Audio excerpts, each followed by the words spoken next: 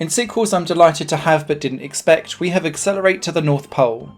This is a physics-based driving time trial game in which you play as a car trying to get across 30 obstacle courses. But the only way how you get to the end and survive is by carrying an egg in a basket on your roof.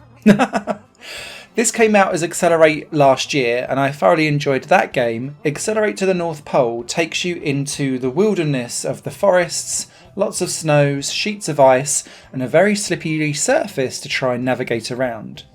Thankfully, your handling, at least to start with, is very, very predictable. So it's quite chunky, moves left and right. You're not going to be surprised with whatever it is that you're doing, but your car can get up to quite a hefty speed.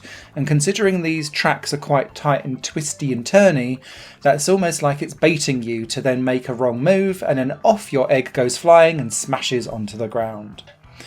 The beauty in all of this is that you can take the game at your own pace and almost give yourself your own difficulty curve as a result, because you can complete this game very slow and steady, and aside from magnets that will either push you away or pull you towards them, depending on which colour magnet it is, everything else is doable exceptionally slow, so you can be quite precise and just get yourself over the line.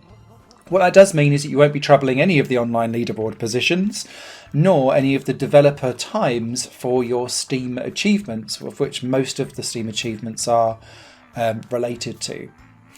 However, once you get across a track a couple of times, you start to build up that momentum and that speed and the way of being able to shortcut certain corners or maybe being able to chain things up together, and you get better and quicker the more you play, and that makes the game more satisfying because it feels like you are genuinely accelerating as you go through the game itself.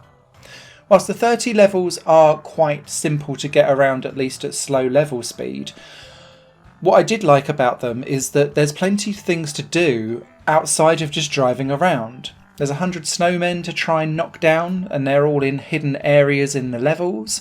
You can drive off the level, and sometimes there's like an ice hockey rink so that you can go and score a goal. There's curling arenas as well, where you can try and score a central pod and get yourself into the centre of the target there.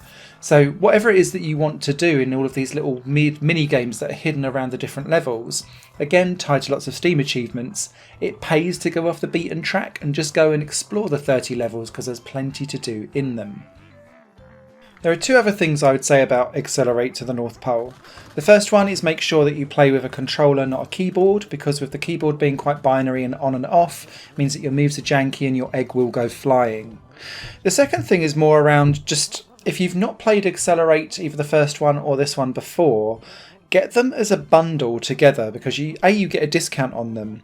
But there's a weird thing with this in that it feels like they're two halves of a bigger game. And if there was then next year there was Eggcelerate into the volcano and there was a lava world, again it would feel like bigger worlds contributing towards a bigger game, because this feels like a retheming, but it doesn't feel exact like a complete strip out and redo from the ground up. It is different, but not hugely over the original. And so if you've not played either of them, I'd recommend getting them both as a bundle because A, cheaper, but B, it gives a much more rounded experience for Eggcelerate as a concept and as an idea.